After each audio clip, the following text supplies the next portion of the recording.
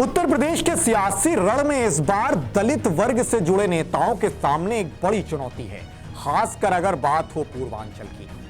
Bharatiya Janata party हो, Bahujan Samaj party हो या समाजवादी पार्टी, ऐसे कई दलित नेता हैं जो खुद को दलितों का सर्वश्रेष्ठ नेता करार देते रहे हैं। लिहाजा इस बार का चुनाव उन सभी नेताओं के सामने एक बड़ी अग्नि परीक्षा की तरह है।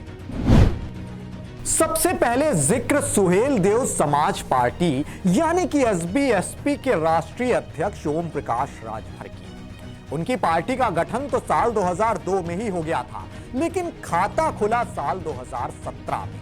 तब गठबंधन के तहत भाजपा ने सुभाषपा को 8 सीटें दी थी। इनमें से 4 पर वो विजयी रहे और 8 सीटों पर 34.14% वोट मिला था।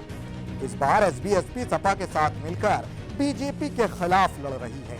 ओम प्रकाश की पूरी सियासत राजभर के अलावा कुम्हार, प्रजापति, कुशवाहा, कोयरी जैसी पिछड़ी जातियों पर केंद्रित है और इन्हीं जातियों से जुड़े मुद्दे उठाकर वो मैदान में उतरते रहे हैं।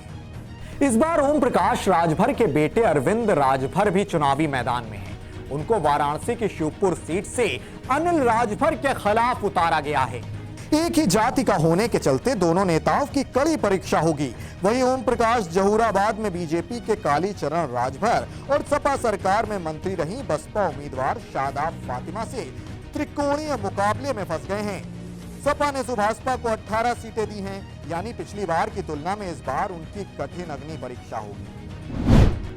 वहीं खुद को निषादों के नेता के तौर पर प्रचारित करने वाले निषाद समाज के नेता संजय निषाद भी इस बार चुनावी समीकरण अलग अलग तरीके से तय कर रहे हैं। उनका दावा है कि 403 में से 160 सीटों पर निषाद समाज का अच्छा खासा प्रभाव है। इनमें से अधिकांश सीट पूर्वांचल में ही हैं। कोई भी दल इनके सहयोग के बिना चुनाव नहीं जीत सकता। हालांकि पिछले चुनाव में संजय निषाद ने पार्टी के सिंबल पर 72 उम्मीदवार उतारे थे, मगर सिर्फ 3.58% वोट ही हासिल कर पाए। उनकी पार्टी एकमात्र सीट ज्ञानपुर ही जीतने में कामयाब रही थी। हालांकि कहा जाता है कि यह जीत भी बाहुबली विजय मिश्रा ने अपने बल पर जीती थी। इस बार निषाद पार्टी को भाजपा ने 16 सीटें दी हैं। इन पर कामयाबी हासिल करने के लिए संजय निषाद को कड़ी परीक्षा से गुजरना होगा। अब बात कुर्मी समाज की नेता और अपना दल सोनेलाल की अध्यक्ष अनुप्रिया पटेल की। अनुप्रिया पटेल कुर्मी समाज की एक बड़ी नेता मानी जाती हैं और पूर्वांचल में कुर्मी समाज का अच्छा खासा प्रभाव है। 2017 के चुनाव में अनुप्रिया की पार्टी 11 सीटों पर चुनाव लड़ी थी और उसके 9 प्रत्याशी जीते थे। अपना दल को 11 सीटों पर 39.21% वोट मिले थे।